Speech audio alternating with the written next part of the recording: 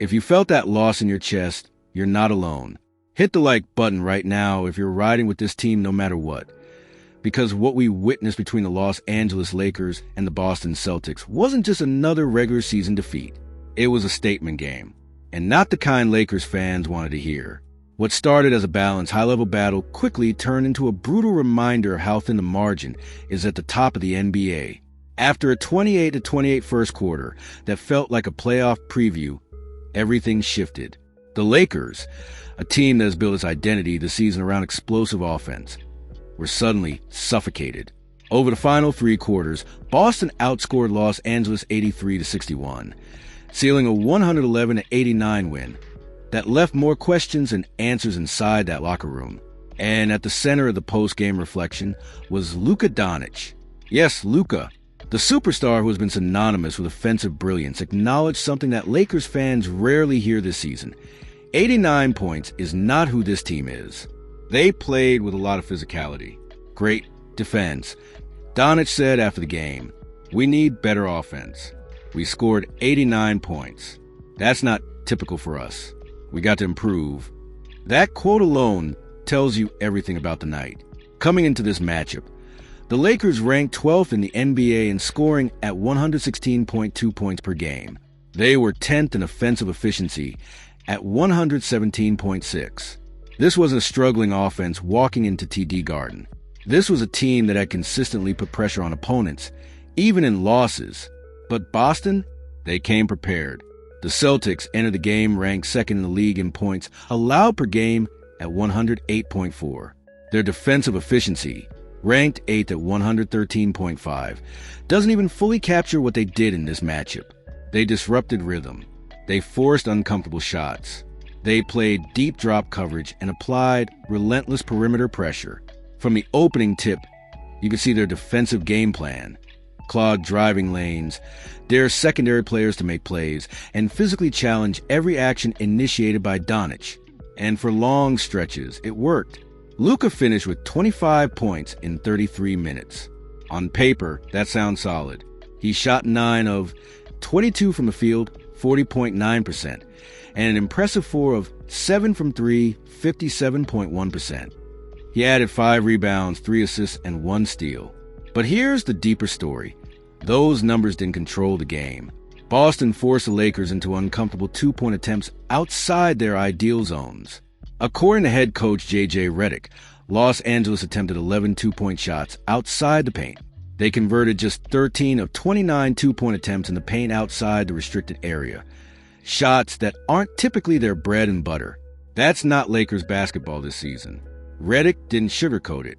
"We did enough defensively," he said. "We limited their transition points. We limited their paint scoring. We did enough on defense. We were just awful offensively tonight." Let that sink in all season long. Critics have questioned whether this Lakers team could defend well enough to win big games. But in this matchup, defense wasn't the primary issue. The offense, their strength, collapsed. That inversion is what makes this loss so alarming. Redick highlighted another key detail. Boston's deep drop coverage against the Lakers' pick-and-roll actions. When defenders sag that far back, they remove the obvious passing lanes. It forces ball handlers into mid-range decisions, late clock reads, and tough floaters. And against a disciplined defense like Boston's, hesitation becomes turnovers or forced shots. "We got to get better at finding the right guys and moving the ball," Redick added. "That's not panic. That's diagnosis." And this is where the emotion of this rivalry comes in. Lakers versus Celtics isn't just another date on the calendar. It's history. It's legacy. It's banners. When these teams meet, it exposes truths. On this night, the truth was simple. Boston dictated the physical tone, and the Lakers couldn't match it consistently. "You've got to match their physicality," Doncic emphasized, especially on defense. "You've got to match the physical level." That quote carries weight because it's not just about one game. It's about identity. Are the Lakers built to respond to playoff-level physicality? Can they adjust when their offensive flow is disrupted? Can they find secondary creation when the first option is contained? This wasn't just a loss in February. It felt like a postseason rehearsal, and Boston passed the test. But here's the part fans shouldn't ignore. Great teams learn from nights like this. The Lakers showed they can defend at a high enough level to compete, holding Boston to manageable scoring stretches, limiting transition damage. That matters. The missing piece was offensive adaptability. When the paint is crowded, you counter with cutting. When the drop coverage is deep, you hit the mid-range pull-up consistently. When shooters get clean looks, you convert. Redick pointed out they had good three-point opportunities. They just didn't make enough of them. And in today's NBA, missed open threes are often the difference between momentum and collapse. From a journalist perspective, what stood out most wasn't frustration. It was clarity. There was no finger-pointing, no defensive post-game cliches, just accountability. Doncic admitted it wasn't typical. Redick admitted the offense failed. That honesty suggests growth is still possible. But make no mistake, the Celtics send message. If these two teams meet again with higher stakes, Boston believes they have a defensive blueprint. The question now is, how will the Lakers respond? Because championship teams aren't defined by comfortable wins. They're defined by how they answer nights like this. And emotionally, you could feel it. The silence in that locker room wasn't anger. It was reflection. The kind that only comes when expectations are high. This team believes it can compete with anyone, but belief has to be reinforced by execution. Before you go, let me talk to you fan to fan.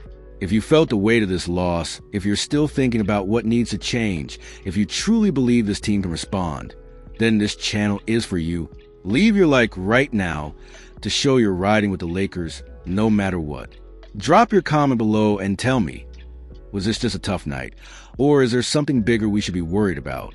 I read every single one of you. And most importantly, subscribe to the channel so you don't miss the next exclusive breakdown. Because here, we don't just report the news, we live it, we analyze it, and we feel it together. This season is far from over. And trust me, the next chapter is coming fast.